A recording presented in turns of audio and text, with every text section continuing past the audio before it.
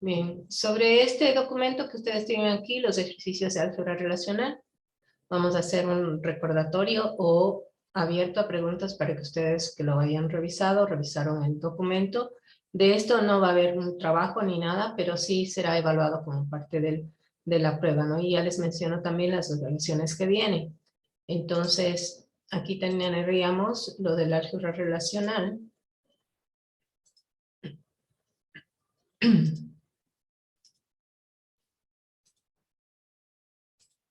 Los ejercicios que ustedes miraron.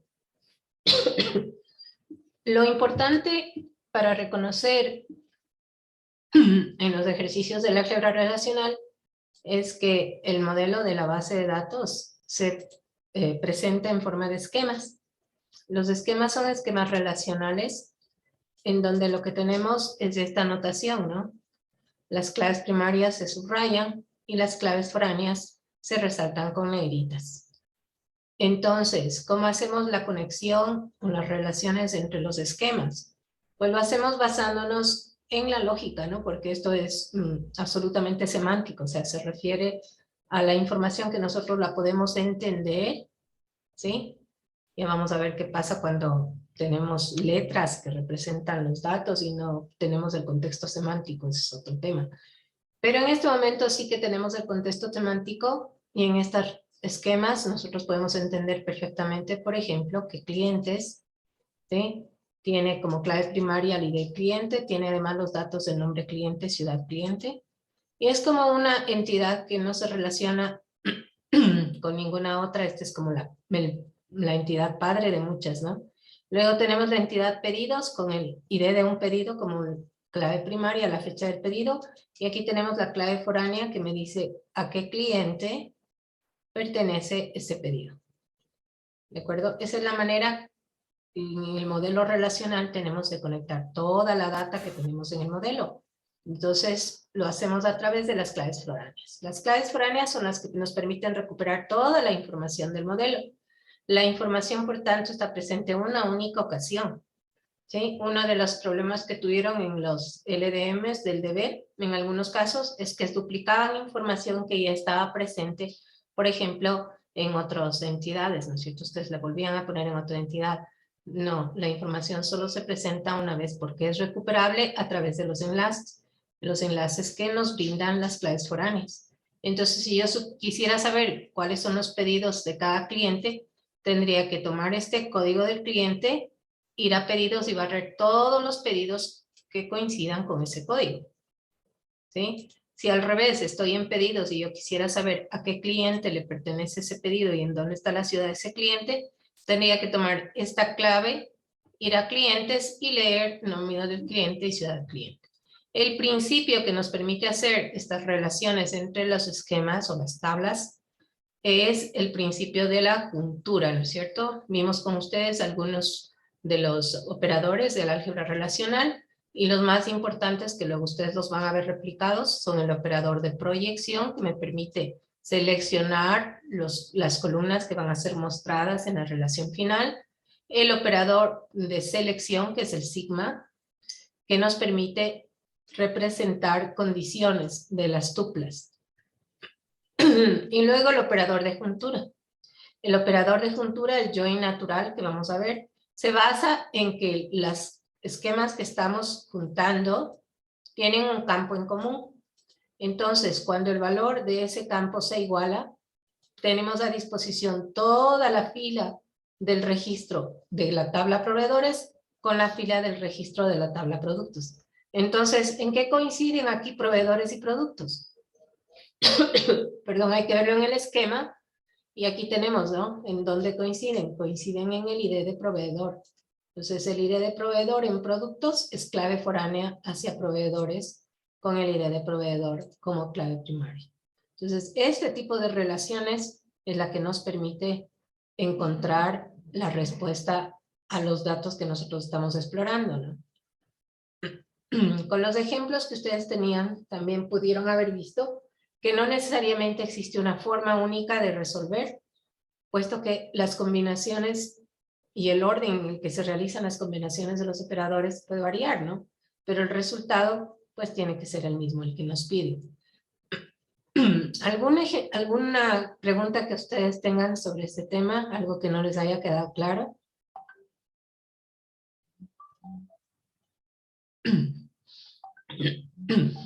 Bien, aquí habían algunos ejemplos, ¿no?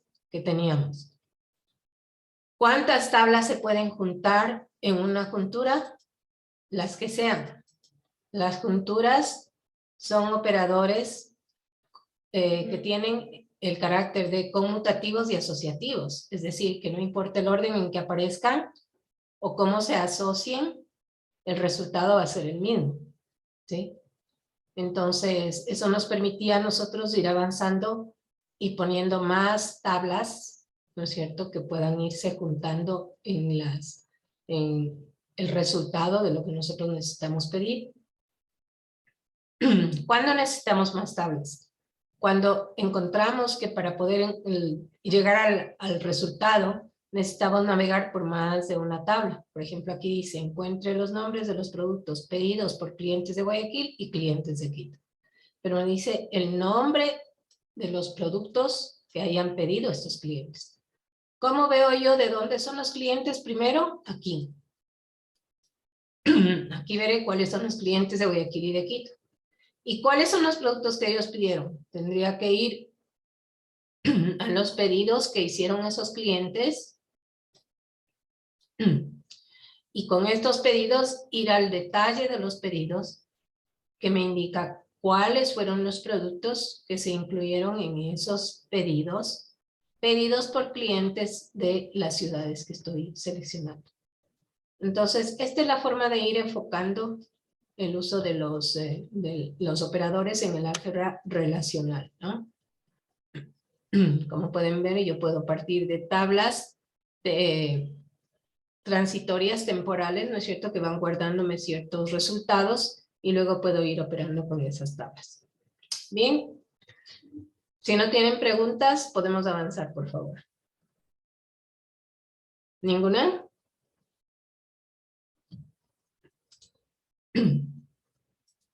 Avancemos entonces en el aula virtual y vamos a ir ahora a la semana 5, ¿sí? En esta semana ya vamos a empezar a revisar los lenguajes de consulta. Entonces, el lenguaje de consulta en que nosotros trabajamos aquí es el SQL Server. Y ya lo hacemos con el DBMS SQL Server. Entonces, para ello ustedes ya tenían que haber instalado, ¿no? Vamos a ver un tanto la teoría en principio y luego ya avanzaremos a utilizar el SQL Server. Entonces, aquí el contenido de estos dos videos que ustedes los tienen a disposición están en estos documentos. Vamos a ver estos documentos para volverlos a explicar, ¿no? Entonces, primero vamos a la creación del modelo físico.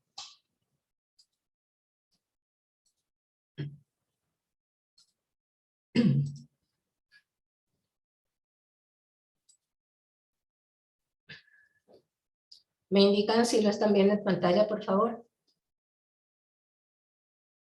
Sí. Gracias. Veamos entonces, en breve, de qué manera nos ayuda el Power Designer. Con el Power Designer, que es esta herramienta Case que nosotros hemos utilizado, cuyo acrónimo significa Computer Aided Software Engineering, Ingeniería de Software Asistida por Computador, que está orientada al modelamiento de datos y de procesos de software. En el caso de modelamiento de datos, lo que me provee el Power Designer es la posibilidad de modelar bases de datos relacionales y bases de datos orientadas a objetos. Hemos revisado aquí dos modelos y estamos por revisar un tercero, aunque lo vimos un poco en un ejemplo previo, ¿no? Vimos el Conceptual Data Model, que era el modelo conceptual de datos que nos permitía la representación de la estructura conceptual de la base de datos conforme al modelo entidad-relación.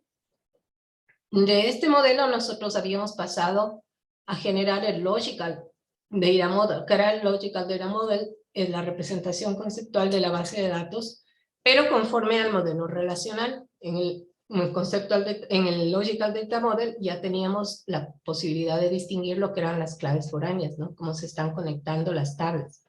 Ya teníamos entonces dentro de las tablas los atributos, las claves primarias, las claves foráneas, las relaciones de cardinalidad entre las tablas. Y a partir del Logical Delta Model podríamos nosotros obtener el Physical Delta Model.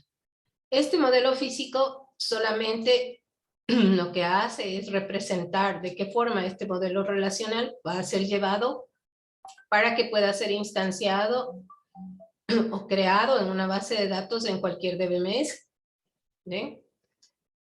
Cuando tenemos los modelos podemos ir de uno a otro sin ningún problema. Entonces podemos hacer algo que luego lo veremos, que es ingeniería reversa, que es teniendo el Physical Data Model que se construye a través del script del SQL correspondiente, podemos nosotros volver a obtener el modelo conceptual. ¿Y qué nos permitiría esto? Cambiar de base de datos, por ejemplo. Hacer que el DBMS con el cual vayamos a trabajar sea diferente y que el mismo Power Designer nos ayude creando de nuevo el script de creación de esa base de datos en otro DBMS. Entonces aquí tenemos cómo podemos transitar entre los distintos modelos. ¿Ok? Entonces, vamos a abrir con ustedes el Power Designer y lo vamos a compartir.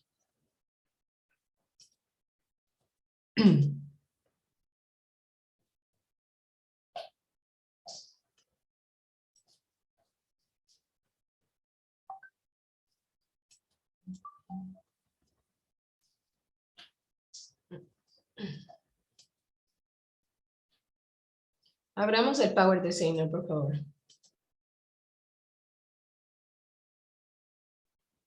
Les voy a esperar un momentito. Vamos a abrir aquí en los ejemplos que teníamos con ustedes. Tenemos este que se llama ejemplo CDM pedidos. Es el que les pido que abran en este momento aquí. El que se llama CDM pedidos. Me indican cuando ya lo tengan para poder continuar, por favor.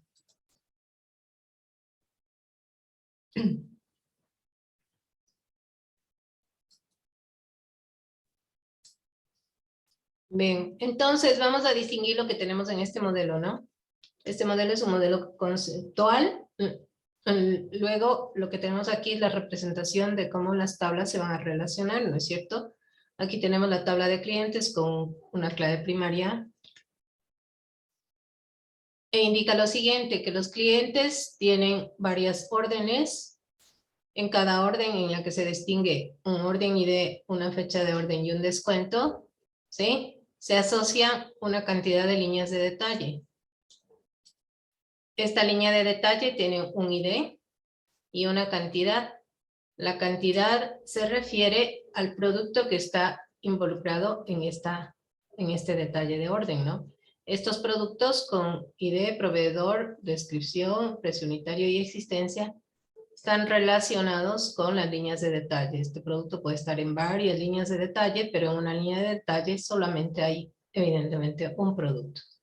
Los productos se pertenecen a categorías. Cada producto pertenece a una única categoría y en cada categoría puede haber de 0 a muchos productos. Adicionalmente, tengo aquí que los empleados atienden las órdenes y además hay una relación de recursividad en jerarquía que dice que un empleado reporta a otro y a su vez a un empleado le pueden reportar muchos empleados.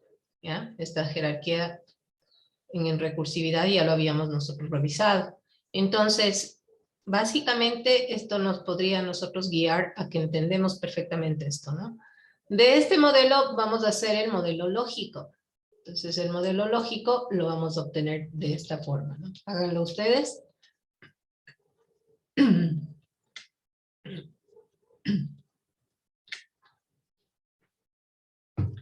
Tendríamos esto como el modelo lógico.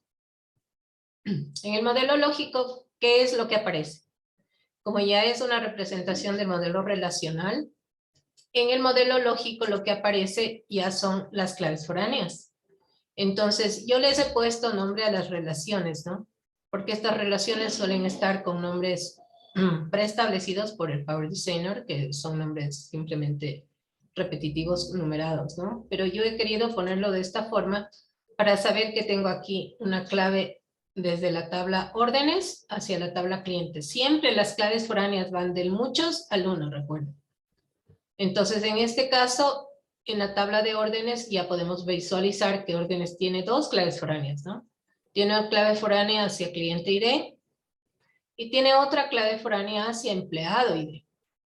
Entonces, en una orden yo puedo saber a qué cliente le pertenece y quién es el empleado que atendió esa orden. ¿Sí? Aquí en empleados, como es una recursividad, yo ya tengo reporta como una clave foránea hacia la misma tabla empleados.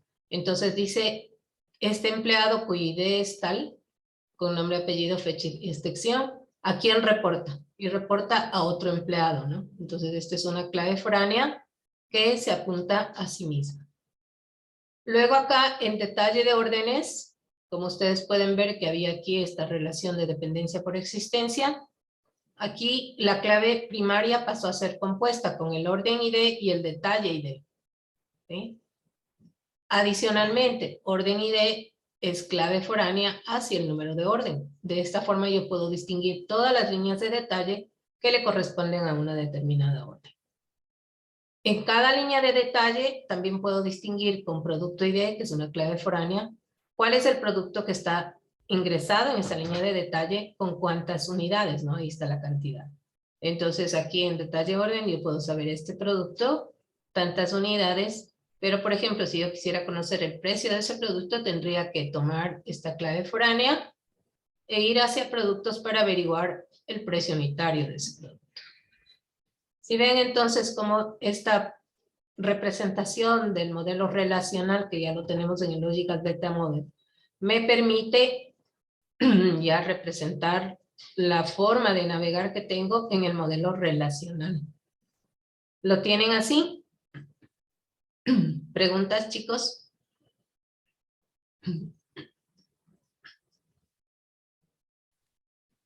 Perfecto. Una duda.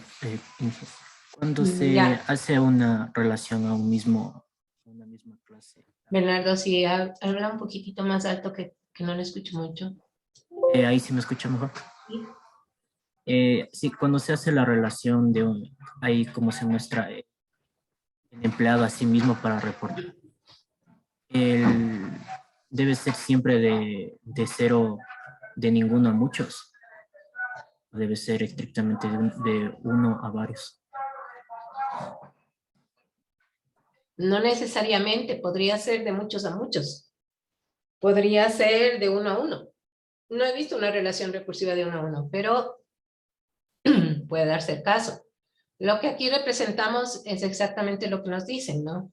Que un empleado reporta a un jefe inmediato, que es a su vez empleado. Pero debe llegar un momento en que el jefe más alto no tenga a quien reportar, porque de lo contrario, cualquiera de los empleados sería su subalterno, ¿no? No tendría sentido. No es una estructura circular, sino piramidal. Entonces, si cada empleado va diciendo quién es su jefe inmediato, tiene que llegar alguien que diga, no tengo ningún jefe inmediato. Por eso es esta representación de 0 a 1, ¿no? Cada empleado tiene que reportar a un empleado como jefe inmediato o a 0 empleados como jefe inmediato. El hecho de que exista esta relación, lo vimos en recursividad, implicaba que la clave foránea admita valores null. ¿Cuándo un valor es null? Cuando hay ausencia de valor, ¿no es cierto? Entonces, un empleado de ellos va a ser el empleado en el top, en la parte más alta, y él no va a tener a quien apuntar, no va a tener a quien reportar, porque es el empleado de jerarquía más alta. ¿Ya? Pero puede darse el caso, y lo vimos también, que aquí era un ejemplo, eran las materias, ¿no? En donde las materias son prerequisitos y correquisitos entre ellas. O sea, no hay una relación de jerarquía. Entonces, una materia podría ser prerequisito de muchas materias y a su vez una materia podría tener muchos prerequisitos. Entonces, habría que ver, ahí en ese caso se va a generar una entidad abstracta para resolver el muchos a muchos recursivo. Eso lo tenemos en un ejemplo en recursividad. Pero en este caso, la recursividad está representada así. ¿De acuerdo?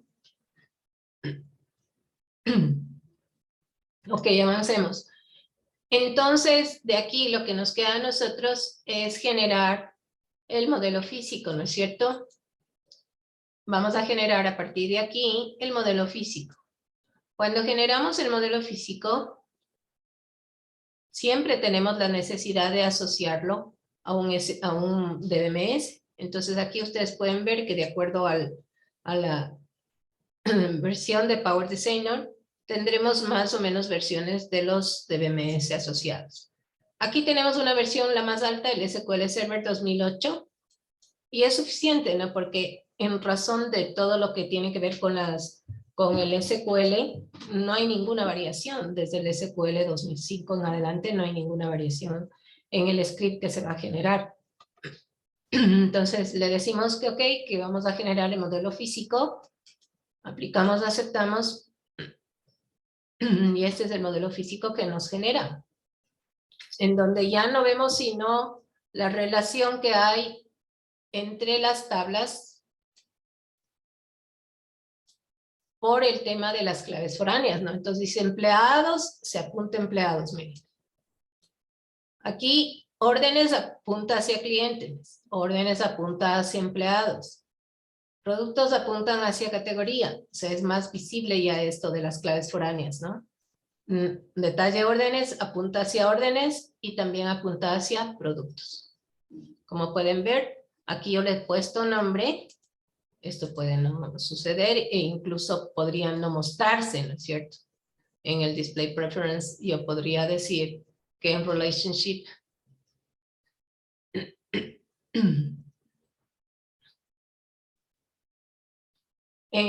podría no mostrarlo, entonces. Ok. Listo.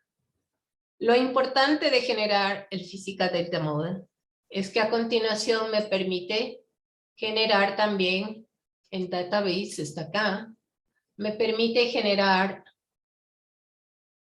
la base de datos, ¿no? Entonces aquí, como ustedes pueden ver, dice Generate Database. Podemos ponerle que genere la base de datos y lo que en realidad le vamos a pedir que nos genere es un archivo de scripting, ¿sí?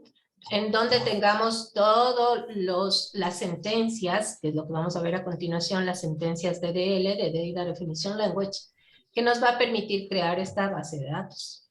Entonces le voy a decir aquí que se llame crear préstamo, va a ser un archivo SQL, y le voy a pedir que lo haga por script generation, ¿ok? Aquí hay algunas opciones que se pueden tomar. Miren, todos los objetos le voy a pedir que genere. Ahorita voy a aceptarlo como está, ¿no? Lo voy a aceptar tal como viene. Todas las tablas, etcétera, ¿no? Entonces le voy a aceptar simplemente así y voy a tener generado el archivo. Una vez que ustedes tienen el archivo, lo pueden editar y ahí lo tendrán. Díganme si ven el archivo.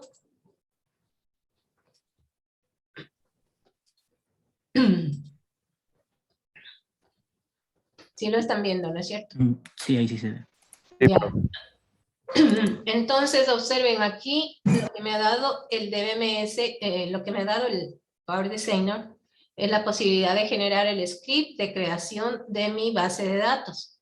Entonces toda esta primera parte se haría en razón de que estoy volviendo a crear la base de datos, pero como eso no es el caso, lo pude haber eliminado en el momento de las opciones, pero ya que está, simplemente lo voy a quitar y me voy a quedar desde ahí, desde la creación de la primera tabla, ¿sí?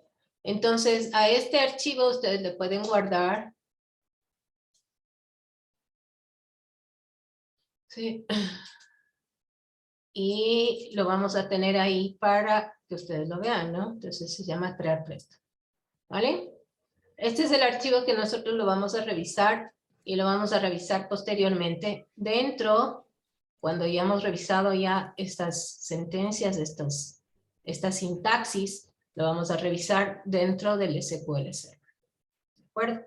Entonces con el Power Designer hemos ido desde el modelo relacional al modelo físico, ¿no es cierto? Desde el modelo entidad relación al modelo físico, con el Conceptual Data Model, después el Logical Data Model, después el Physical Data Model. Listo. Todos obtuvieron esto, ¿verdad? Ya. Dejemos de compartir entonces aquí. Y volvámonos ahora sí a revisar la siguiente presentación. Entonces, en la siguiente presentación, vamos a ver ya los elementos que nos interesa este momento. Los elementos del lenguaje de definición de datos. ¿Estamos aquí? ¿Todos, chicos? Ya. Entonces, lo que vamos a ver ya aquí es el SQL como tal, ¿no? Con las sentencias Data Definition Language y Data Manipulation Language, que son las que vamos a revisar a continuación. Bien, ¿qué es una base de datos? Ahora ya llegamos al punto en donde ya lo vamos a revisar como tal. ¿Qué es una base de datos? Una base de datos relacional consta de una colección de tablas en las cuales se almacena un conjunto específico de datos estructurados.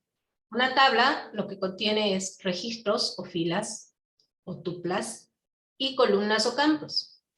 Cada columna o campo de la tabla está diseñado para almacenar un determinado tipo de información. Entonces, lo primero que hacemos nosotros es asociar a cada columna de la tabla un tipo de datos base, ¿no? Que me dice qué voy a almacenar, si fechas, si números, si valores numéricos, valores de dinero, si caracteres alfabéticos, etcétera, ¿no? Se pueden agregar lo que se llaman restricciones de integridad referencial a las tablas, con el fin de asegurar la coherencia de los datos. Las restricciones de integridad referencial vienen dadas por las claves foráneas. Entonces, las claves foráneas son las que me permiten a mí ir creando los enlaces, la manera de moverme en esas tablas. Además, como estructuras adicionales se obtienen los índices. Los índices son estructuras de apoyo que nos permiten localizar fácilmente las filas o los registros en las tablas. Se pueden además crear en las bases de datos una serie de objetos, ¿no? Que tienen que ver con módulos de almacenamiento persistente y que permiten operar sobre la base de datos. Estos módulos de almacenamiento persistente son los que nosotros programamos y van a ser los procedimientos almacenados, los triggers, las funciones de usuario, que las veremos en lo subsiguiente. ¿Sí? Eso es una base de datos. ¿Qué es el lenguaje de consulta estructurado? Structured Query Language, SQL.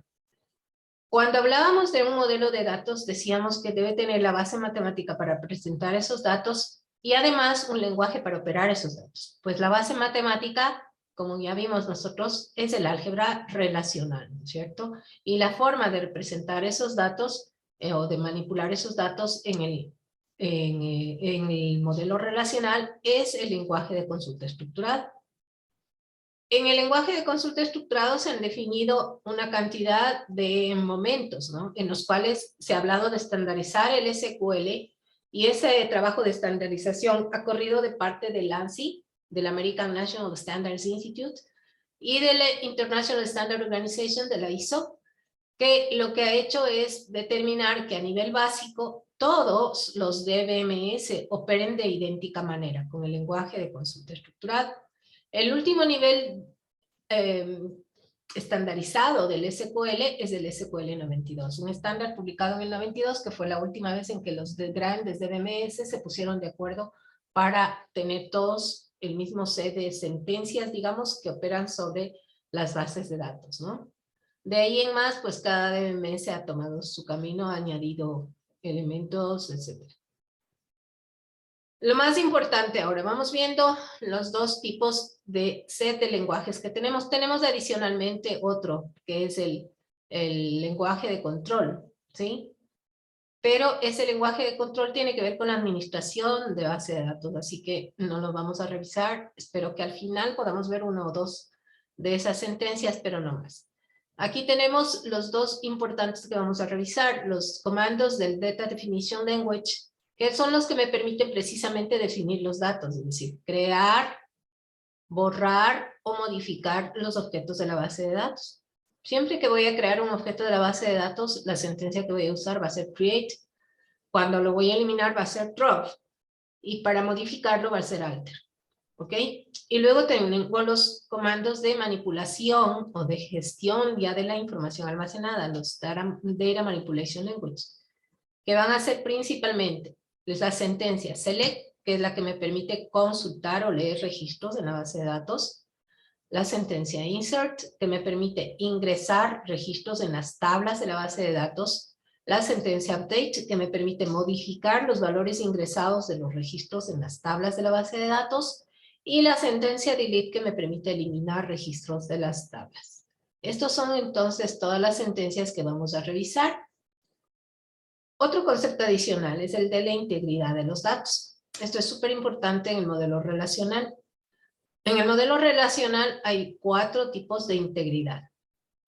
El primero tiene que ver con la integridad de entidad. La integridad de entidad está referida a la posibilidad de distinguir cada registro de la tabla de los otros registros en esa tabla, ¿no? Entonces, la primera posibilidad de establecer la integridad de entidad está a través de la restricción primary key. La restricción primary key lo que hace es crear uno o varios campos cuyo valor sea único dentro de la tabla y que permita distinguir ese registro del resto de registros. Primary key es una sentencia que un concepto que lo venimos manejando desde el modelo entidad-relación, ¿verdad? Luego tenemos también las restricciones unique, que hace que un valor de un campo sea único en la tabla, aunque no sea necesariamente la clave primaria, como por ejemplo si en una tabla tengo la cédula de identidad y el número de matrícula del estudiante, podría yo optar por uno de los dos campos para que sea la clave primaria, porque los dos van a tener valores únicos, ¿no? Pero si a uno de ellos yo le llamo primary key, el otro puede ser una condición de unique, de unicidad, de valor único. Y luego tengo también la propiedad identity. Esta propiedad identity viene manejada por el SQL Server y lo que hace es darme la posibilidad de otorgarle un valor único a cada registro de la tabla, ¿no? En un campo específico yo le digo que ese campo es un identity y el mismo SQL me va generando valores únicos numéricos. Luego tengo la integridad de dominio. La integridad de dominio, la primera parte de la integridad de dominio viene dada por el tipo de dato al que está asociado el campo, ¿no? Pero aquí también como integridad de dominio tenemos algunas definiciones de constraint o de restricción, como la restricción de default, que me dice a falta de un valor, el valor por defecto en este campo va a ser tal. También las restricciones foreign key, la restricción de check que me permite determinar que un valor, por ejemplo, numérico esté entre 5 y 100. La restricción not null que me dice que un campo específico no puede tener un valor vacío, ¿sí? Eso es not null. Y decía la foreign key, ¿por qué? Porque el momento que yo tengo que un campo es clave foránea hacia otra tabla, los valores que adopte este campo necesariamente tendrán que ser aquellos que le permitan establecer el link con la otra tabla, ¿no? Por ejemplo, si yo estoy poniendo los productos que pertenecen a una categoría, no puedo asociarle a una categoría que no exista. Tiene que ser una categoría que sí exista. ¿Por qué? Porque la categoría es un foreign key del producto. Referencial, la integridad referencial es la base de cómo camino alrededor de todos los datos en las tablas de un modelo relacional, porque es lo que fundamenta el foreign key. El foreign key lo que hace, como ya vimos, es establecer de qué manera me muevo entre las tablas de una base de datos, ¿no? También la restricción referencial viene dada también por la restricción check, que me permite determinar un conjunto de valores, de patrones, de valores posibles para el campo. Y como último tengo la restricción definida por el usuario, que son restricciones referidas al modelo de negocio, ¿sí? Que me dicen, por ejemplo, el valor de descuento solo puede ser entre 5 y 15. Esa es una restricción check que va a ser implementada y es una restricción definida por el usuario. Entonces, esto básicamente trabaja en lo que vamos a seguir haciendo, ¿no? En procedimientos almacenados, en triggers. Aquí lo que estaba explicado, la integridad de entidad, que permite que se distinga un único registro de forma única en la tabla. Cada tabla debe tener una clave primaria. ¿sí? Y eso es la base de todo el modelo relacional. No pueden haber registros repetidos en las tablas, ¿no? Tiene que haber siempre la forma de darle unicidad a cada registro. La clave foránea, que es la que me permite integridad referencial, es decir, ir conectando los campos en las tablas, ¿no? ¿De acuerdo? Entonces, la integridad referencial impide que los usuarios agreguen registros en una tabla relacionada si no hay un registro asociado en la tabla principal. También me permite, le permite al usuario, no le permitiría, por ejemplo, que se cambien valores en la clave primaria sin afectar los valores dependientes, ¿no? Los que están siendo relacionados con ese valor de clave primaria. También hay otras condiciones que vamos a ver en el momento de eliminación. ¿Qué pasa si yo elimino en la tabla padre o en la tabla principal un valor que tiene varios valores referidos? ¿Qué va a ocurrir con esos? ¿Cómo hago cuando elimino ese campo o ese registro de la clave de la tabla principal? Y tengo registros relacionados a ese campo. ¿Qué pasa, no? La integridad referencial, la mayoría de las veces, se da entre un campo de clave foránea a un campo de clave primaria, ¿ya? Aquí vemos el ejemplo. Tenemos la tabla de sales y la tabla de titles. Entonces, aquí dice que en la tabla de sales, el campo title ID es una clave foránea que indica cuál es el libro que se está vendiendo y cuál es ese title ID del libro, está en la tabla titles. La integridad de dominio, que viene dada por la validez de los datos, que ya lo vimos. La integridad definida por el usuario, que son cuestiones del contexto en el cual está operando la base de datos. Para diseñar tablas, lo primero que nosotros hacemos, porque ya hemos caminado de visualizar el contexto, hacer un modelo de entidad de relación, pasar al esquema relacional y finalmente pasar a la tabla, ¿no? Pero puede ser que yo entre directamente a diseñar en el DBMS. Entonces, ¿cómo lo haría? Tendría que hacer creando tablas y creando las conexiones entre las tablas a través de las claves foráneas, ¿verdad? Entonces, para diseñar tablas, lo primero que tengo que tener en consideración es las restricciones de clave primaria y clave foránea. Los tipos de datos que voy a usar para cada campo, que si voy a aceptar o no que el campo admita valores null, y las restricciones de unicidad. Dentro de cada uno de los DBMS, se tiene un rango posible de todos los tipos de datos que van a manejar.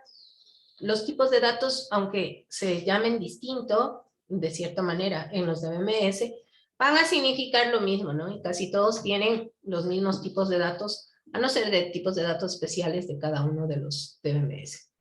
Pero en general, yo tengo los tipos numéricos enteros en el SQL Server con los tipos big integer, integer, small integer, tiny integer y bit. Tengo los numéricos decimales como decimal, numeric, money y small money.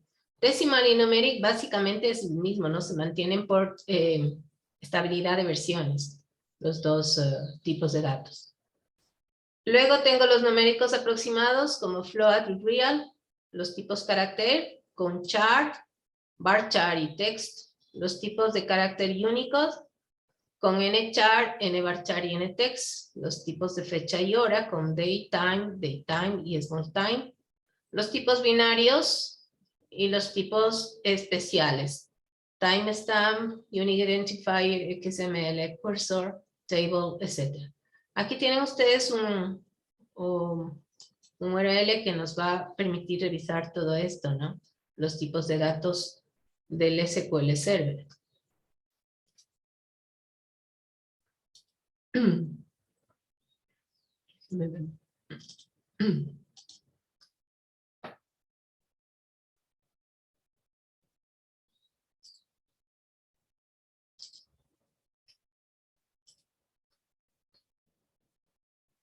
Vamos a ver.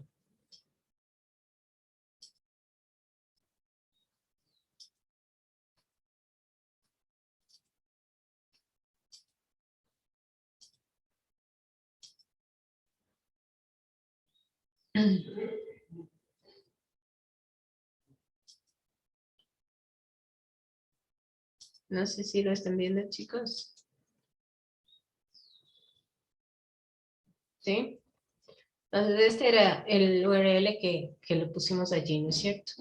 Aquí tienen ustedes la descripción de cada uno de esos tipos que estamos mencionando.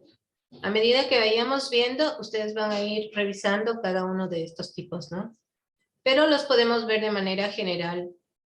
No creo que haya mucho de decir. En big integer, en bit, todos los tipos enteros en lo que difieren es en la cantidad de bytes que se utiliza para representar y por tanto el rango que nos permite almacenar cada uno de los tipos.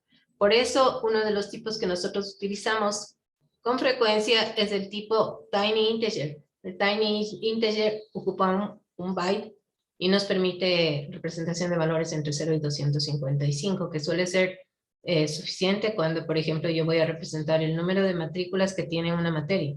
Ese número de matrículas puede ser un 1 o un 2. Entonces, ¿para qué le pongo un tipo entero que va a almacenar 32.767 valores posibles, ¿no es cierto? Entonces le puedo poner un tiny integer. No tenemos un tipo boolean, como ustedes pueden ver, pero sí tenemos el tipo bit. El tipo bit con valores 1 y 0, usted lo puede asociar como true o false. Pueden manejarlo de esa manera. ¿De acuerdo? Ahora, los decimales tienen una parte entera y una parte de precisión decimal, ¿no es cierto? Lo mismo que en cualquier otro lenguaje. Los tipos carácter tal vez quepa identificar la diferencia entre character y Unicode. ¿Ya? ¿Alguien sabe esa diferencia?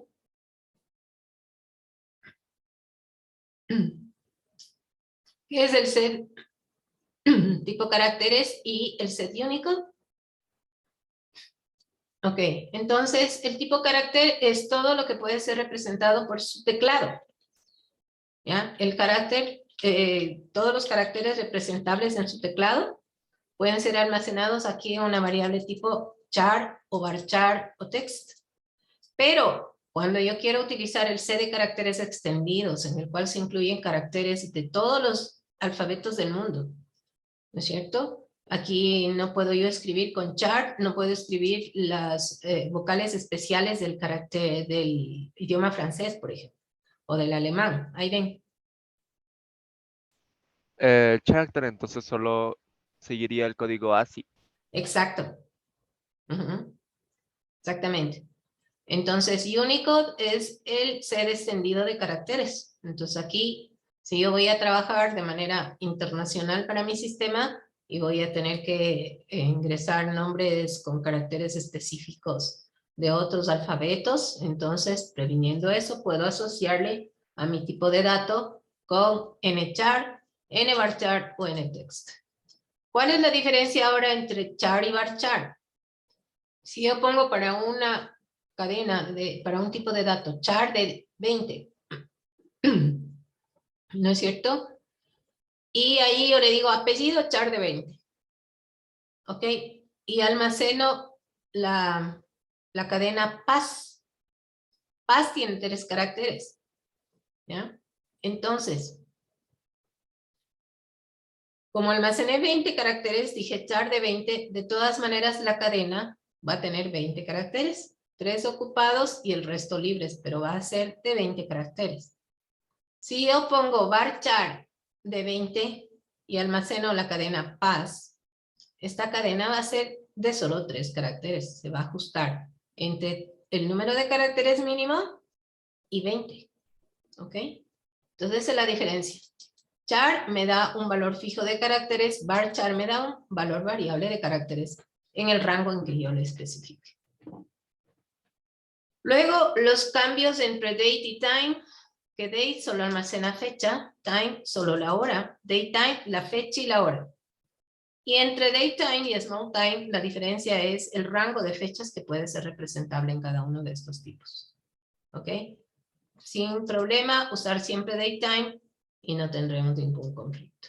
Los tipos binary son tipos especiales y estos también lo veremos a medida que vayamos cursando la materia. Veremos un unique identifier, veremos un XML.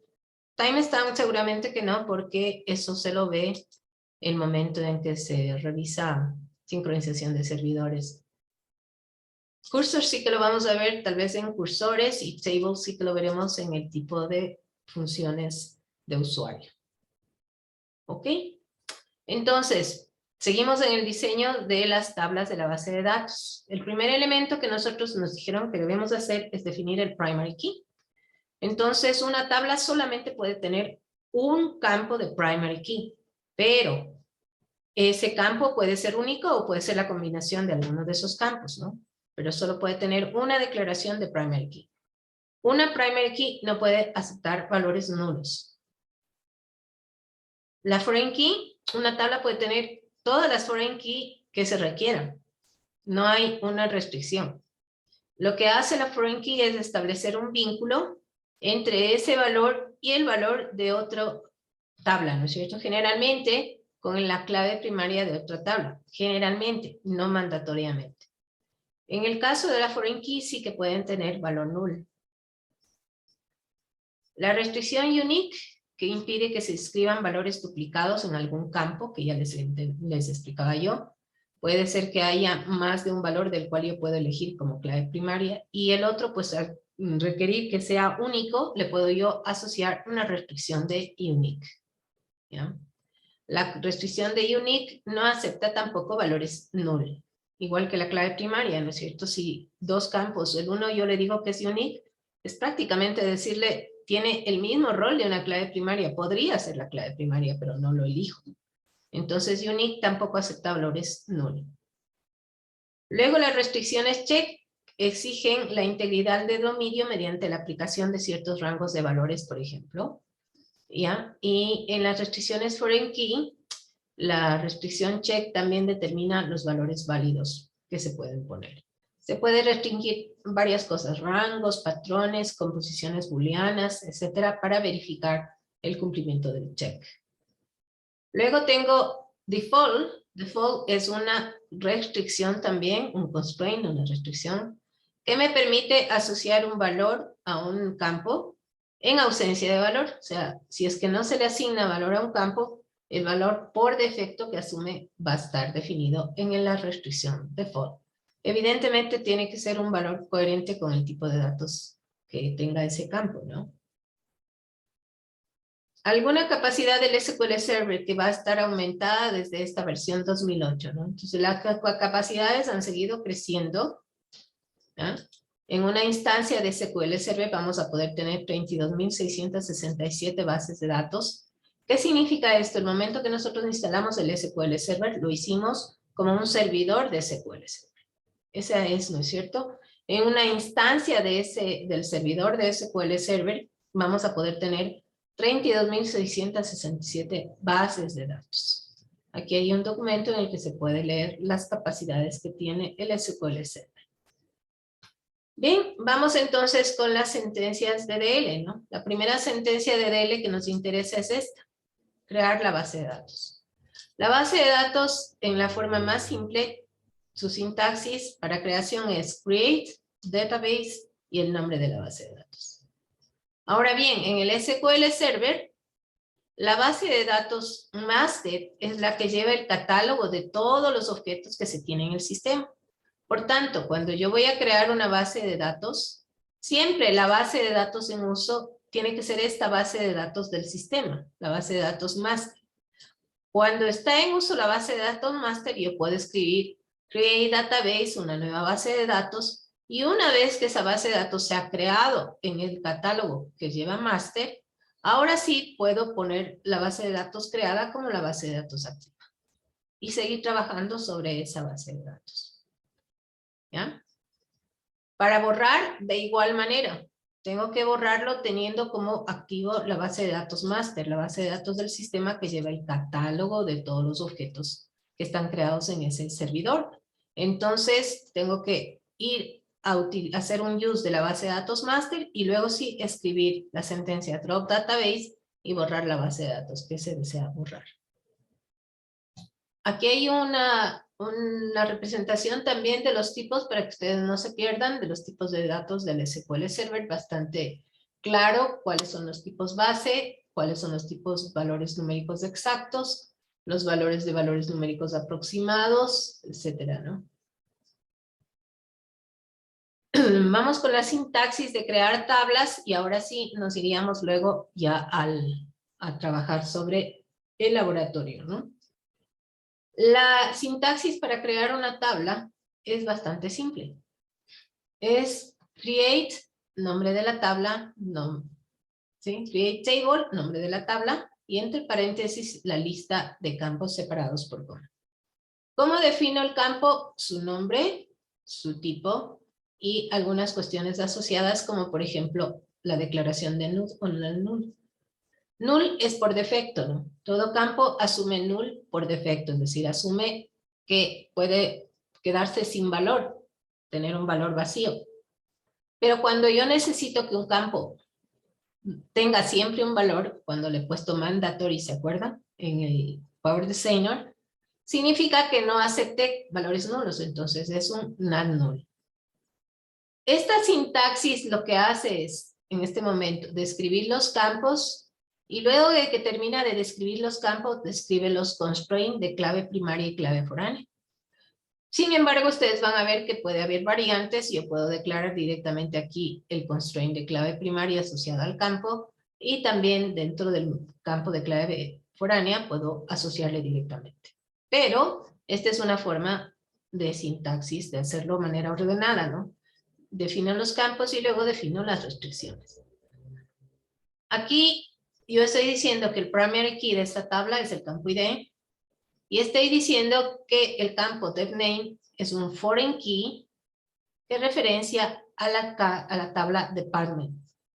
Como en la tabla department no he puesto un campo, lo que se espera es que el DevName esté en esta tabla y que también en la tabla department exista el campo DevName, el mismo nombre con el cual se está enlazando. Cuando yo asocio una declaración primary key a un campo, automáticamente le estoy diciendo que no acepte valores nulos. Para el drop es bastante simple, es un drop table, nombre de la tabla, y en ese caso se borra la tabla y todo su contenido. Se borra la estructura tabla, ¿no? Y todo el contenido. Si yo quiero borrar solamente los registros que estén en esa tabla, puedo poner un delete from, nombre de la tabla, en cuyo caso todos los registros de esta tabla se vacían, pero la tabla como estructura permanece. Luego puedo tener alter y puedo hacer una serie de cosas sobre las tablas, ¿no? Por ejemplo, puedo añadir campos. Entonces puedo hacer un alter table añadiendo el campo A con el dominio D, ¿ya? O puedo hacer un alter table borrando el campo A. Para insertar registros en las tablas, la sintaxis es bien simple. Insert into, nombre de la tabla, la lista de campos de la tabla separados por coma, values, la lista de datos separadas por coma. Cada valor coincide con el nombre del campo al cual va a ir a ingresarse. Entonces, si yo digo insert into products, dos campos, code description, y después de values pongo 1, 2, 3, este valor irá a code y el segundo valor que dice product name irá a description. Para actualizar valores tengo la sintaxis update, nombre de la tabla, set, el valor del campo 1, por qué valor va a ser reemplazado. El valor del campo 2, por qué valor va a ser reemplazado, y todos los valores de reemplazo separados por coma. Y luego puedo o no poner una condición. Si no pongo una condición, se reemplaza en toda la tabla. Entonces aquí, where condición, se reemplazará en los registros que cumplan esa condición. Por ejemplo, aquí yo digo update products, la tabla products, set, el campo unit price, lo reemplaza por unit price multiplicado por 1.1, es decir, le está subiendo un 10% al valor de unit price. Y le digo donde el valor de category ID sea 2. Este es otro campo que yo espero que su valor sea 2 para poder subirle el precio unitario un 10% a todos los registros de esa categoría. Para delete, borrar registros de una tabla con esta sintaxis. Delete from, nombre de la tabla, where y condiciones. Si es que no uso condiciones, significa que voy a borrar, si no uso esto, borraría todos los registros de esta tabla. Si uso condiciones, solamente se van a borrar los registros que tengan o que cumplan esas condiciones, ¿de acuerdo?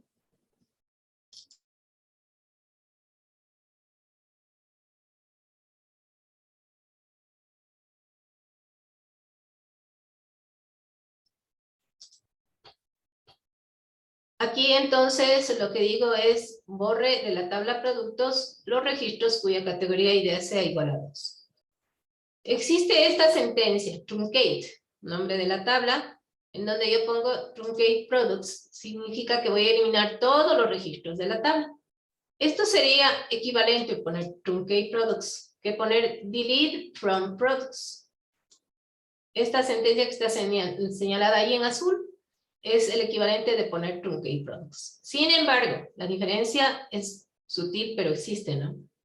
Cuando yo digo delete from products, cada vez que yo hago una operación de borrado, esa operación se registra, como se registran todas las operaciones en la base de datos, se registra en lo que se llama el log de transacciones. El log de transacciones es un espacio que tienen los DBMS que permiten hacer un seguimiento de cada una de las operaciones que se van haciendo en cada una de las bases de datos. Entonces, si yo hago una operación de insert, de update, de delete, toda operación que cambie el valor de la base de datos, de las tablas de la base de datos, se va registrando una a una, operación a operación, en el log de transacciones. Cuando yo hago delete from products y tengo 50 registros, habrán 50 entradas en el log de transacciones. Una generada por haber borrado cada uno de los registros. Si yo digo truncate products y la tabla tenía 50 registros, solo habrá una operación registrada en el log de transacciones y esa operación será un truncate. Y dice, en esa tabla products se hizo un truncate. Se borró todos los registros. ¿De acuerdo? Entonces aquí el borrado es un registro en el log de transacciones 1 a 1 y aquí una sola operación.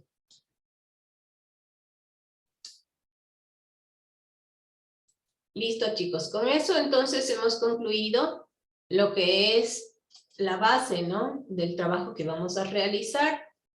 Entonces, en este momento vamos a trabajar ya sobre un ejemplo, ¿sí? Le voy a pausar un momento la grabación y lo que vamos a hacer... Bien, entonces, cuando tenemos el SQL Server, lo voy a cerrar mejor y lo volvemos a abrir, ¿de acuerdo? Pues vamos a abrir al SQL Server.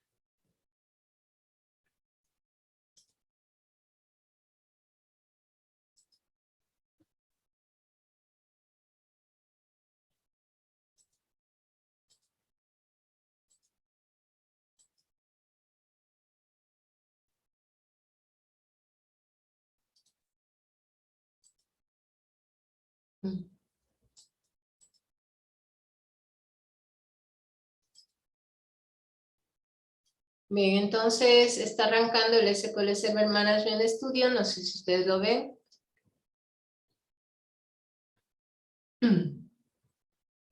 Y lo tenemos ahí, ¿no es cierto? ¿Están viendo, por favor, la ventanita del Connect to Server? Sí se ven. Ya.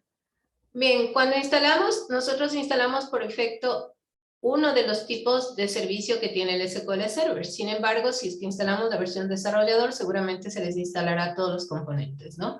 Tenemos ahí varios componentes que tiene el SQL Server y que tienen en general los DBMS. Tienen distintos componentes. Lo que a nosotros nos interesa ahora que esté instalado es esto que dice Database Engine, ¿no? Luego tenemos el Analysis Service, el Reporting Service, el Integration Service y ahora el Azure. Pero el runtime del Azure.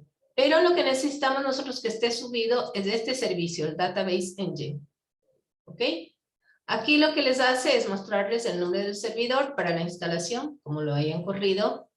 Y lo general tenemos la posibilidad de entrar con autenticación de Windows. ¿Ok? Entonces cuando conectamos aquí, lo primero que se nos muestra son las bases de datos activas que tenemos. En el momento, ustedes solamente van a tener bases de datos del sistema, porque la versión, me parece que la SQL Server Express no nos trae ninguna base de datos de ejemplo creada, ¿no? Así es, no debe haber tenido ninguna base de datos de ejemplo creada. ¿Sí? Entonces, ya estamos con ustedes aquí. ¿Sí?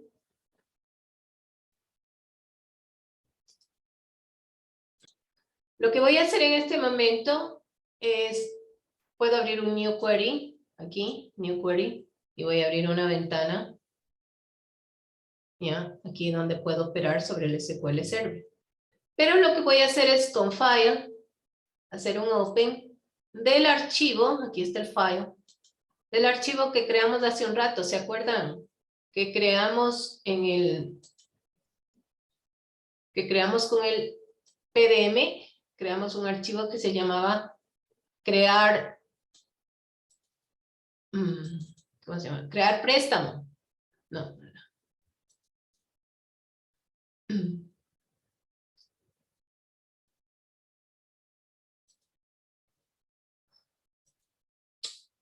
¿Cómo se llamaba el archivo, chicos? Creo que era crear préstamo. Es este, ¿no? El que creamos hace un momento, ¿se acuerdan? Ese script que lo teníamos abierto. ¿Ya?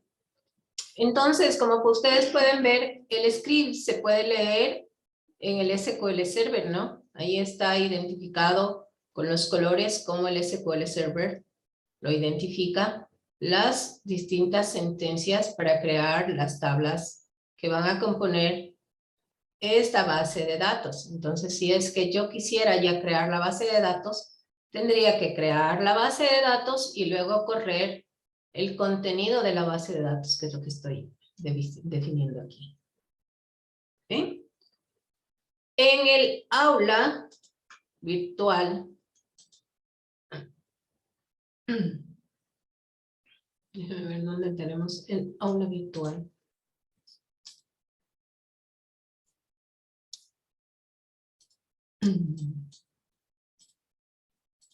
En el aula virtual, aquí dentro del script, aquí están los scripts que estamos usando, ¿no? Está el script de crear las bases de datos, aquí está el LDM, el PDM de lo que hemos usado. Y lo que vamos a hacer en este momento es utilizar este, ¿no? Que dice 01 DDL Create Alter Drop SQL. Ese es el que vamos a manejar en este momento. Entonces lo voy a hacer con clic aquí y nos va a permitir grabarlo, ¿sí? Y una vez que esté grabado, ustedes lo pueden abrir en el SQL Server. Entonces, yo de aquí puedo abrirlo en el SQL Server.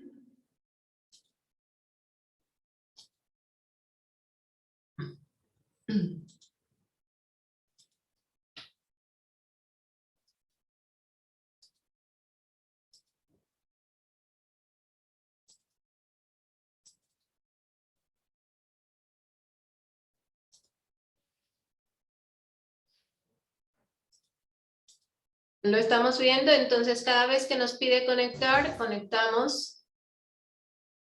Y me dicen si... No se está viendo, dice. Compartiendo solo el buscador. Yeah. Solo el aula virtual. Ok.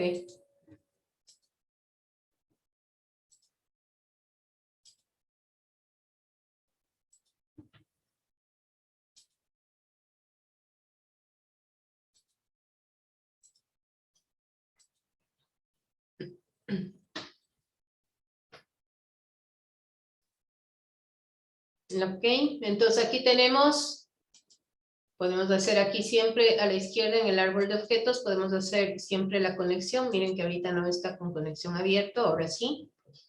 Y vamos a empezar a trabajar algunas sentencias para manejarnos ya en la creación de bases de datos, en la creación de tablas, etcétera, ¿no?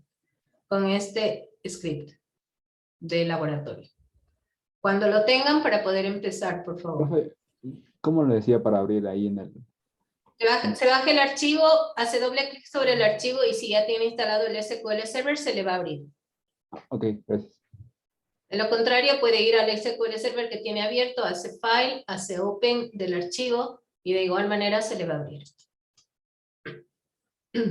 Gracias. Me dicen cuando lo tengan para poder ir bien. Ok, entonces en este primer laboratorio lo que vamos a hacer son las pruebas de lenguaje de las sentencias DDL. Create, Alter y Drop. Para crear una base de datos, como les había mencionado, siempre la base de datos master debe ser la base de datos activa. ¿Por qué? Porque es la base de datos que lleva el catálogo de los objetos en el SQL Server, ¿no? En su servidor. Entonces, todo lo que se va creando lo tiene que crear teniendo como activo la base de datos master. Entonces, esta es nuestra primera sentencia. Por defecto, todas las sentencias del SQL siempre terminan con punto y coma. Pero como estamos trabajando en un ambiente de iteración, ese punto y coma puede ser obviado. Está reemplazado en este momento por la sentencia go. Y si no hubiera la sentencia go, yo puedo seleccionar la sentencia, ¿sí? Y simplemente aquí donde dice execute, en esta parte, hacer que se ejecute, ¿ok? Entonces ejecuto y me van a decir que las sentencias fueron completadas satisfactoriamente. En este momento, ustedes pueden ver que aquí, en el lado izquierdo, está la base de datos activa. Aquí dice master, ¿de acuerdo? En el lado izquierdo arriba, ¿no? Ahí dice master. Solamente entonces yo puedo empezar a trabajar en la creación de las bases de datos. La base de datos que vamos a crear en este momento es una base de datos para ejemplo simplemente, ¿no? Entonces, la base de datos que vamos a crear se va a llamar prueba. La sentencia más simple para crear la base de datos, después vamos a ver que todo puede modificarse y la sentencia es mucho más completa que esto. Simplemente yo voy a decir create database prueba, ¿ya? Entonces selecciono y corro.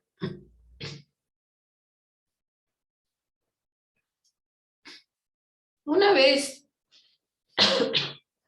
vez que fueron completados satisfactoriamente, en este caso la sentencia de creación de la base de datos, usted puede venir acá al árbol de objetos, hacer que se actualice, ¿sí? Con este.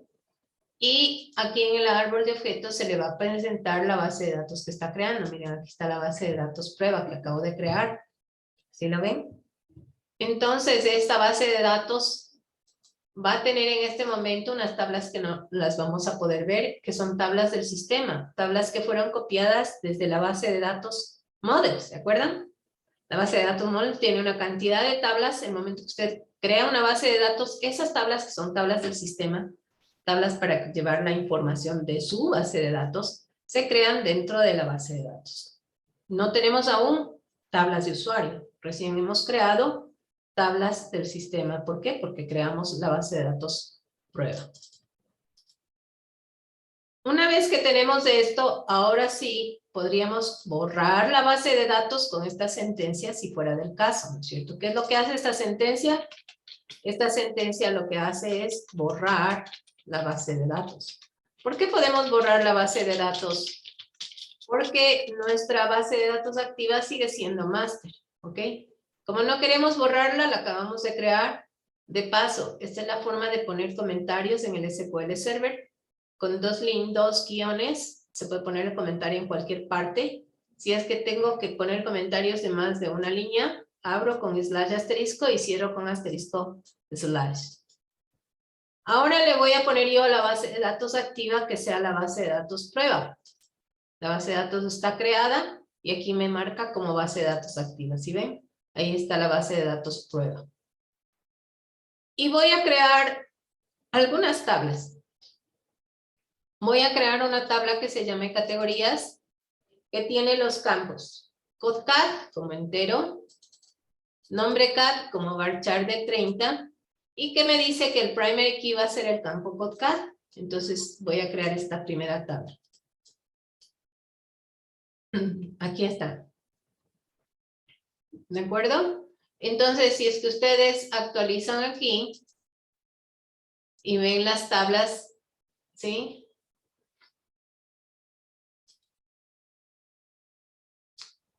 Aquí está la tabla de DBO categorías, la que acabo de crear, ¿sí ven? DBO categorías. ¿Qué significa este prefijo punto categorías? Si ven, ahí está la tabla categorías, ¿no es cierto? Pero se está llamando DBO punto categorías. Cuando yo le creé a esta tabla, el nombre que SQL le puso es DBO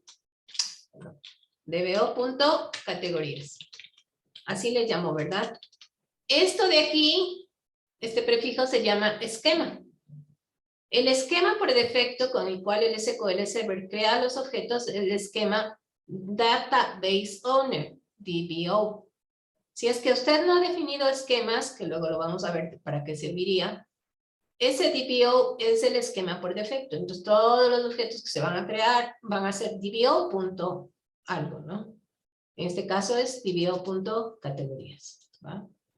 Ya está creada la tabla categorías, la vemos aquí. Y aquí están los campos que componen la tabla categoría, donde dice columns. Entonces, como ustedes pueden ver a la izquierda, en el árbol de objetos, ahí ya tenemos la indicación de que CODCAD con esa llavecita es un PK, es entero, not null, porque es el primary key. Y que nombre CAD es un varchar de 30 que admite nulos. ¿Por qué admite nulos? Porque no le hemos puesto la condición not null aquí, ¿no es cierto? Entonces, por defecto admite nulos. Esta es la estructura de mi tabla. Vamos con la siguiente tabla. La tabla se llama productos. Tiene los campos CODPROD como entero, nombre PROD como un varchar de 30, unidades como char de 10, precio unitario como valor money. Recuerden, ¿qué es money? Lo veíamos cuando escogíamos los tipos de datos de los, en las tablas en el Power Designer, ¿no? Money es un tipo decimal, es decir, que admite una parte entera y una parte decimal, pero que está asociado a que representa dinero, ¿ya? Entonces, eso es un tipo money. Luego de esto, tengo el tipo CODCAD como entero, ¿sí ven? El tipo CODCAD como entero. Y voy a crear las restricciones de primary key y de foreign key. De primary key estoy diciendo que el primary key es CODPROD.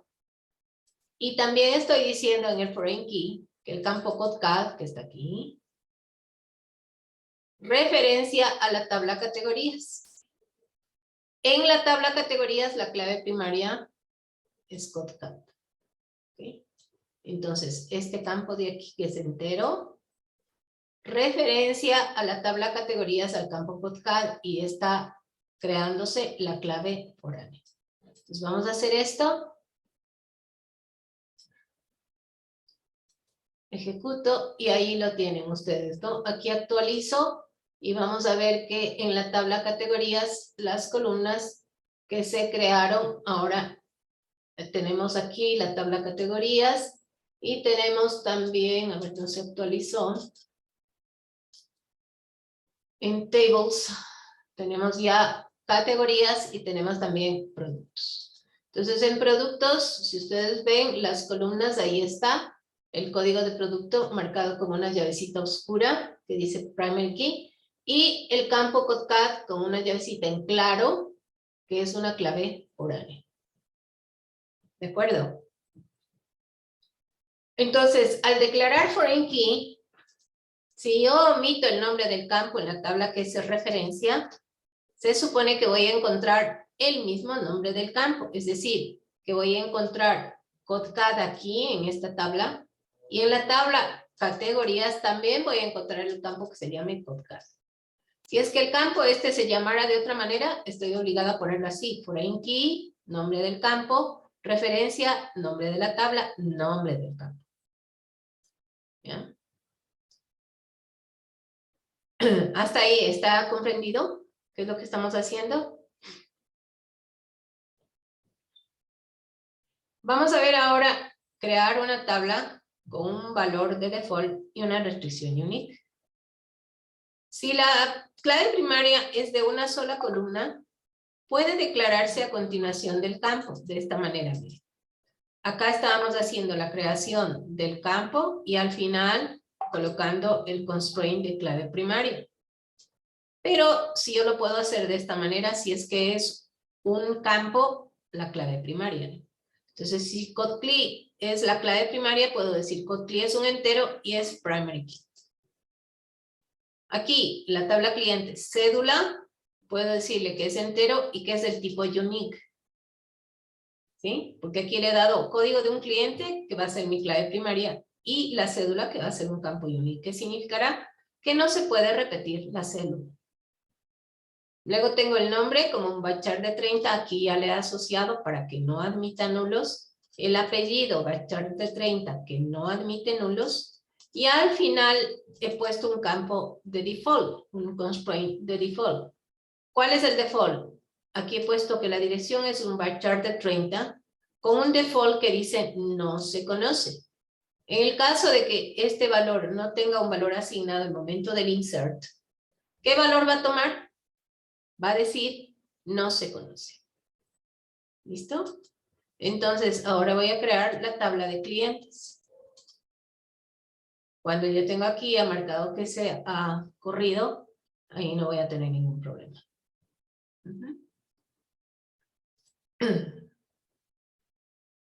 Esto que nosotros estamos creando aquí, las claves primarias, las claves, las restricciones unique, las restricciones de default, se llaman constraint en general en el SQL Server y se tratan como objetos con nombre, ¿ya?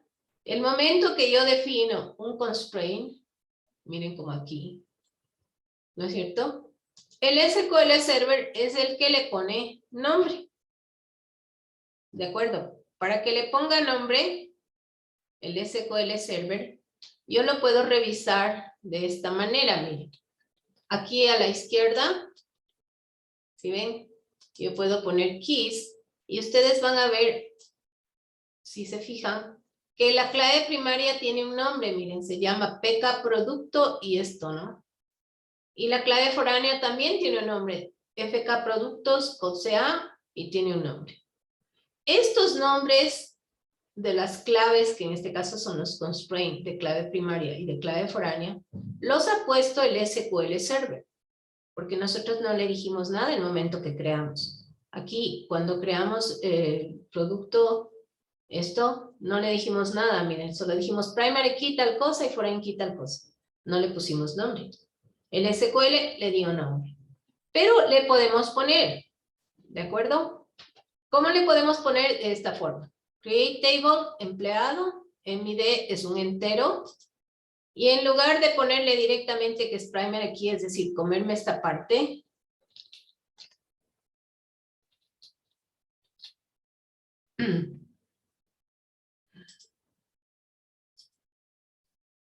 en lugar de que aparezca así, ¿no es cierto? Lo que yo hice es que aparezca, perdón, ya le borré lo que no debía.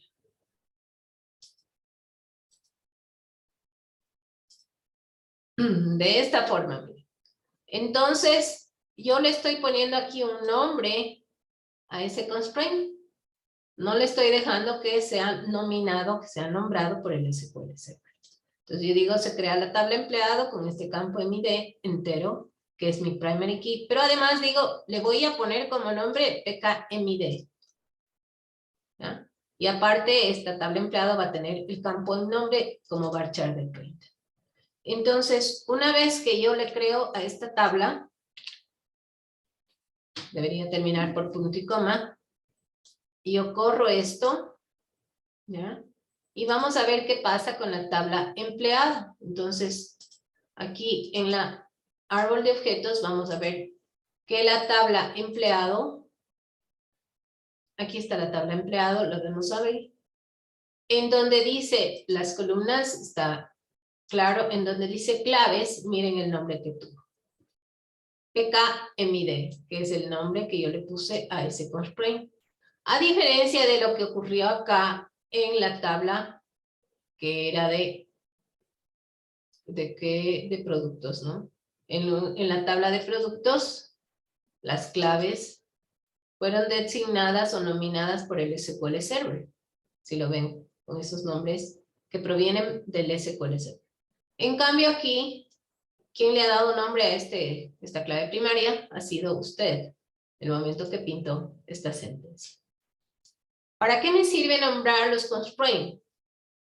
Puede ser que nunca los use nombrados por usted misma, pero puede ser que de esa manera usted los reconozca en caso de que esa sea la política de crear bases de datos en una organización, ¿no? Que los constraints se denominen de alguna manera.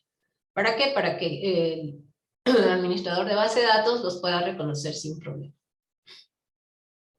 Otras tablas. Vamos a ver aquí. Voy a crear tablas relacionadas, sucursales y artículos. ¿Ok? Voy a crear esta tabla.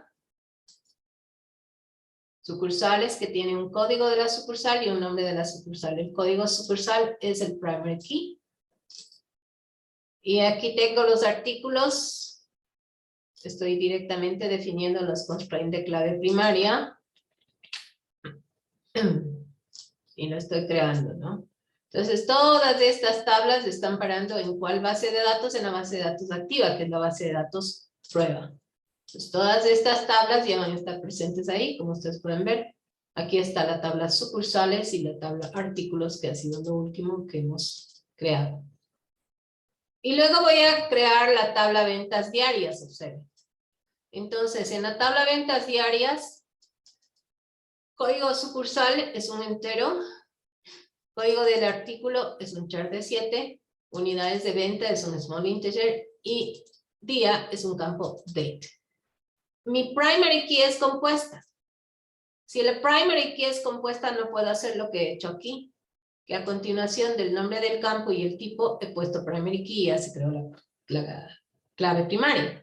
Acá no lo podría hacer, ¿no es cierto? Porque al ser la clave compuesta, necesito yo independizar la creación y ponerlo luego de la descripción de los campos. Entonces, primary key es código sucursal con código del artículo.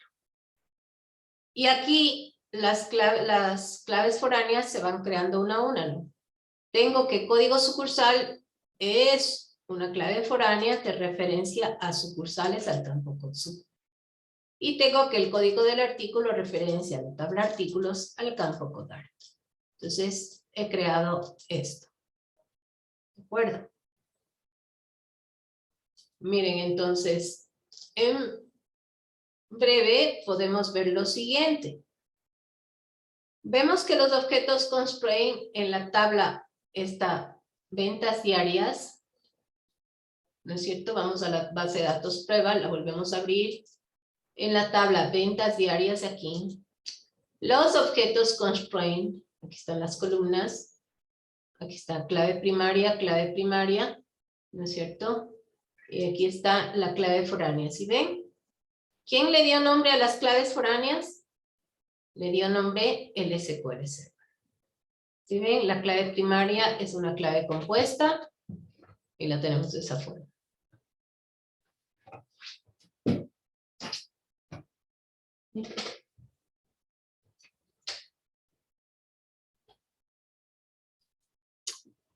¿Hasta ahí, chicos, alguna pregunta?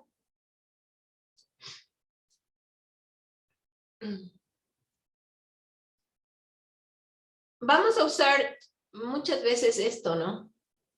Esto, SPGL, es lo que se llama un procedimiento almacenado del sistema. El SQL Server, igual que los DBMS, tienen una cantidad de procedimientos almacenados que hacen funciones de ayuda para administrar la base de datos. En este caso, este SPGL me muestra información sobre cualquier objeto de la base de datos. Entonces, ahorita el objeto sobre el que le estoy pidiendo que me muestre información es ventas diarias, que es una tabla. Esto que pongo yo aquí, exec, es el short para execute, ¿ok? Pero el SQL Server le bastan 4 caracteres para reconocer el comando. Entonces, por eso que generalmente se le ve escrito así, exec. ¿Ya? Entonces, yo le estoy pidiendo aquí que me ejecute el procedimiento almacenado SPGL sobre el objeto ventas diarias. Y vamos a ver la información que nos va a mostrar. Miren, la información que nos va a mostrar está aquí. Y me da un detalle muy amplio sobre la tabla, ¿no? Me dice los campos con su longitud, etcétera. Me dice si tengo columnas identity, que no las tengo. Me dice, ya vamos a ver dónde están localizados los archivos. Me dice si tengo un índice. Por supuesto, se creó un índice sobre la clave primaria por defecto. Luego tengo los constraints, miren, tengo los constraints por defecto, que serían los foreign key y el primary key. Entonces, toda esta información la mantengo en, puedo recopilarla, puedo verla con el SPG. ¿Ya? Ok, entonces, vamos a ver algo más respecto de esto. El momento que yo ya tengo creadas mis tablas, yo puedo hacer cosas como mi base de datos. Puedo ir aquí donde dice Database Diagrams. ¿Sí? Voy a hacer aquí un clic derecho y le voy a poner New Database Diagram. Seguramente le sale esto. Le sale que no tiene uno más objetos. Le van a poner que sí quieren ustedes que se los cree. Y les va a presentar esto. Entonces, al momento yo voy a poner productos. Solo voy a señalar productos sucursales y ventas diarias, que era la relación última que añadimos ahí, ¿no? Voy a decirle que me señale la relación entre estas tres tablas. ¿Ve? Entonces, miren lo que tenemos. Productos, sucursales y ventas diarias. ¿Cuál hicimos al final? Sí, artículos, sucursales y ventas diarias. Voy a ir aquí. La tabla que me faltó ha sido artículos, no productos. Ya. Le voy a quitar productos de aquí, de este diagrama, porque era lo que yo quería mostrar. Entonces, desde ventas diarias, miren, yo tengo la relación hacia sucursales y hacia artículos. Entonces, también en el SQL Server tengo la posibilidad de ir creando, incluso a partir de aquí, ¿no? Puedo crear, a partir de aquí puedo crear una nueva tabla, puedo, gráficamente definir la tabla y puedo ir creando, ¿no? Puedo crear una tabla con sus campos y demás. ¿Listo? Cuando dice, tengo una cantidad de ayudas, ¿no? Pero generalmente nosotros trabajamos con código. Yo puedo ir aquí a Tables, puedo hacer un clic derecho y puedo poner un New Table. Y aquí ir creando uno a uno los campos de la tabla y creándolos, ¿no? En lugar de escribirlo como lo estamos haciendo, escribir el código. Pero evidentemente, como es lo que tenemos que aprender a hacer, escribiremos el código. ¿Preguntas, chicos, hasta ahí?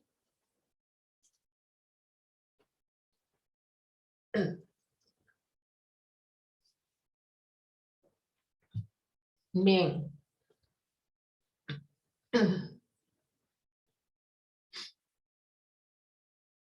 Vamos a ver aquí lo que hemos borrado es ventas diarias, ¿no? Vamos a borrarle aquí. Miren, drop table, ventas diarias. La vamos a borrar. Se ha borrado la tabla. Entonces, también aquí nos está mostrando cómo yo puedo borrar una tabla entera, ¿no? Si lo vemos aquí, ya no existe la tabla.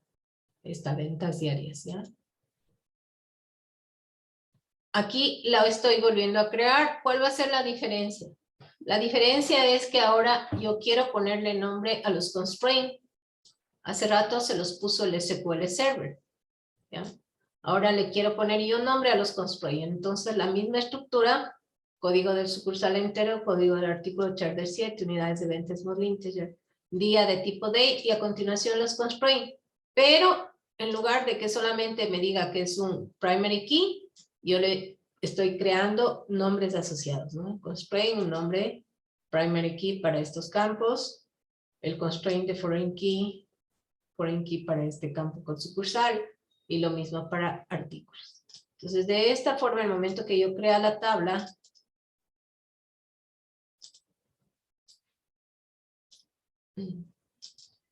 Cuando creo la tabla y utilizo el SPGel para verlo, vamos a ver que los nombres que tienen los constraints va a corresponder con los que yo acabo de ponerlos, ¿no es cierto? Miren, aquí están los constraints con los nombres que los acabo yo de crear. No están los nombres dados por el SQL, sino los nombres con los que yo acabo de crear los constraints. ¿Ya?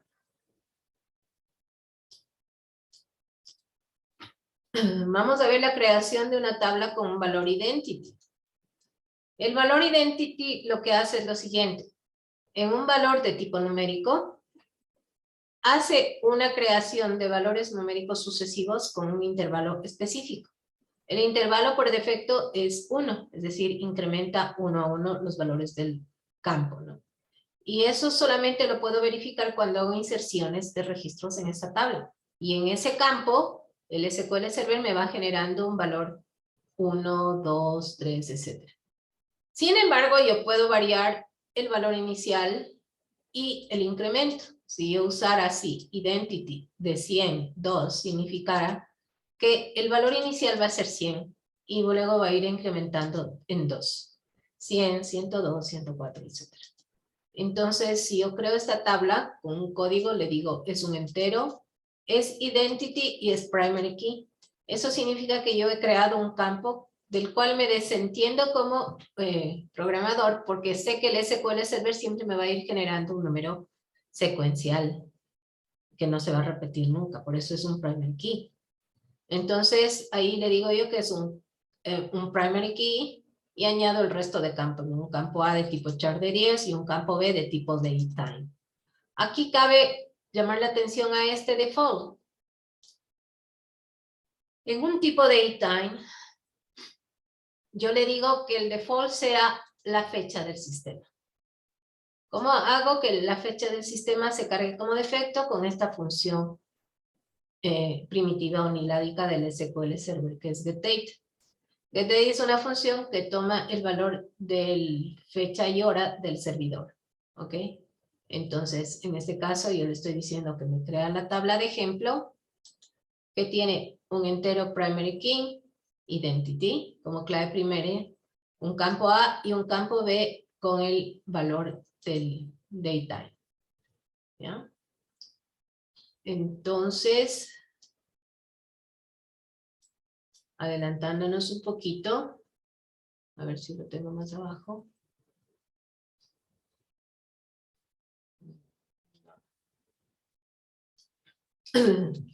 Insertemos un registro, ¿no? Nos vamos a adelantar un poquito aquí, vamos a insertar un registro. Entonces, nuestro insert funciona así, insert into tab gem, ¿sí?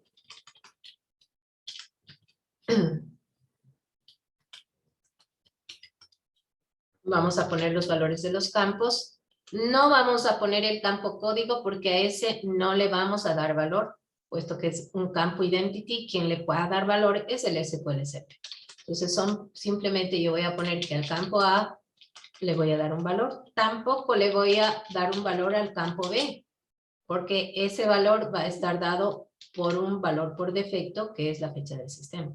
Entonces, si yo simplemente ingreso un valor 10 para el campo A, que es un char, ¿no? No, 10.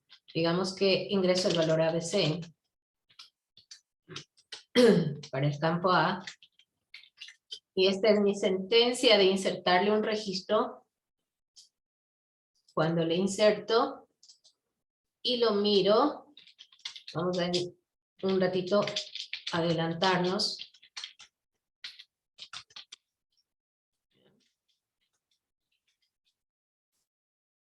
Voy a decir, vacíeme toda la tabla tabgem. Miren cómo no tengo el resultado. En el resultado tengo el código 1 para el campo código. Para el campo A, el valor que yo le puse, para el campo B, la fecha y hora del sistema. Estos campos, este se creó con el identity y este se creó con el default. Si yo le inserto otro registro, ¿no es cierto? Si yo inserto otro registro, Y al campo este le doy X, Y, Z, por decir. Y ahora inserto este. Y vuelvo a ver el contenido de la tabla. Entonces, aquí está el código trabajando, ¿no? El identity. De 1 paso a 2. El campo, el valor que yo le puse. Y nuevamente en el valor por defecto está el valor de fecha y hora del servidor. ¿De acuerdo? Bien, por el momento nos vamos a quedar hasta este punto para poder seguir en la siguiente clase desde el check. ¿De acuerdo? Por favor, para mañana, todos revisen que hayan entendido hasta aquí y ya pues podemos seguir el día de mañana. Y Paul.